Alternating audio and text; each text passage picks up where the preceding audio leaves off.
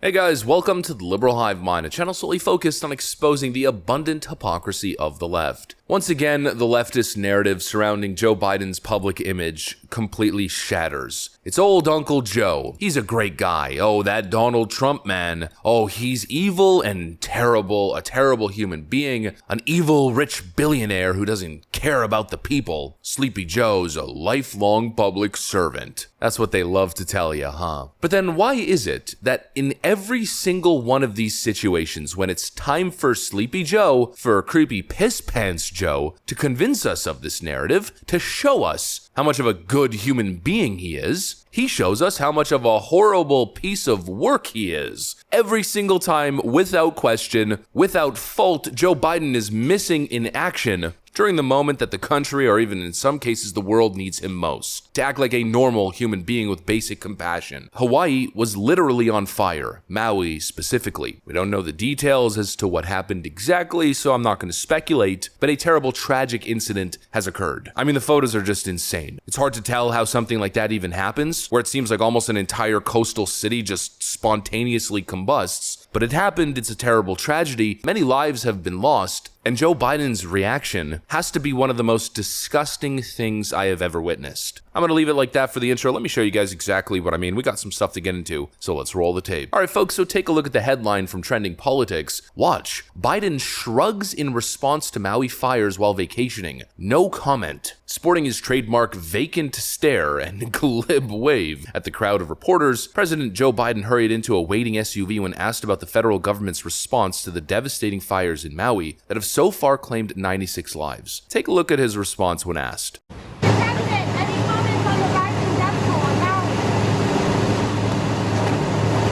Talk about the Hawaii response, Mr. President?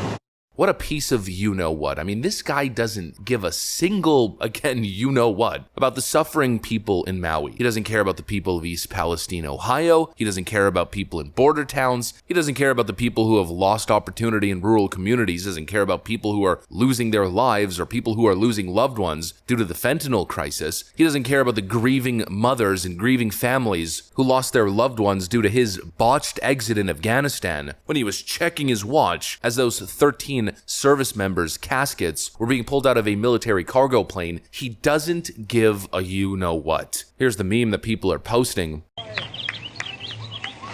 Mr. President, are you going to take questions on Maui? Can you come talk about Maui? Can you come talk about Maui, Mr. President? It seems almost like an entire town burnt to the ground. I think 93 Americans have lost their lives and counting. Over 1,000 are missing. And Joe Biden's in Delaware, sitting on the beach. This picture, this is literally Joe Biden sitting on the beach at his vacation home as Maui is in complete crisis mode. He hasn't even released a statement. One of the deadliest infernos in modern American history, some people are saying in the last 100 years, and his response is no comment. I'm going to the beach. But during an election season, when a drug addict career criminal lost his life, and that situation could be politicized to the Democrat benefit, well, he was real quick to release a statement then, right? To George's family and friends, Jill and I know the deep hole in your hearts when you bury a piece of your soul deep in this earth. We know you will never feel the same again. I've watched with awe as you summon the absolute courage to channel God's grace. You're so brave. Why does justice not roll like a river, nor righteousness like a mighty stream? Why? To everything there is a time and a purpose and a season under the heavens. May God be with you, George Floyd, and your family. And the words of a hymn from my church based on the 91st Psalm. May he raise you up on eagle's wings, bear you on the breath of dawn, and make you to shine like the sun, and hold you in the palm of his hand.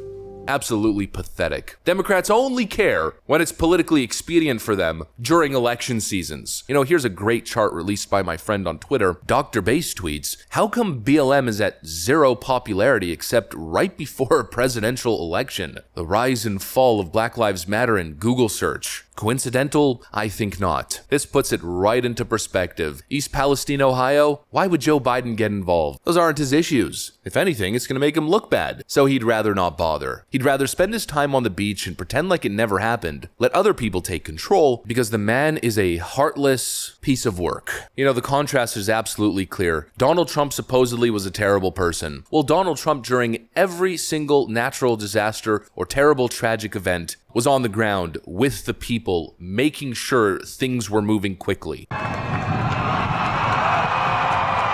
President Trump traveling to storm-ravaged Texas today to offer some reassurances to the Lone Star State. Thank you, everybody. I just want to say we love you. You are special.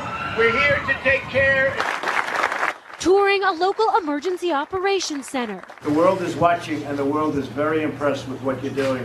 And vowing to local officials that they will have the federal support they need. We're going to be working with Congress on helping out the state of Texas. It's going to be a costly proposition. Probably there's never been anything so expensive in our country's history. Mr. President, thank you. Thank you. Texas Governor Greg Abbott praised the Trump administration's response so far, saying federal officials have kept a low profile but offered vital assistance behind the scenes. I mean, the contrast could not be more clear, right? What's it been, almost a year? Almost 365 days since the East Palestine, Ohio situation happened, and Joe Biden is yet to visit. In fact, it took public outcry for Pete Buttigieg to even put boots on the ground. And the White House has still yet to atone for their awful, and I mean awful, handling of the botched withdrawal from Afghanistan. The parents of the 13 service members who perished still have a gaping hole in their hearts, have yet to receive closure, have yet to receive responses, or even just a basic human response from the Biden White House.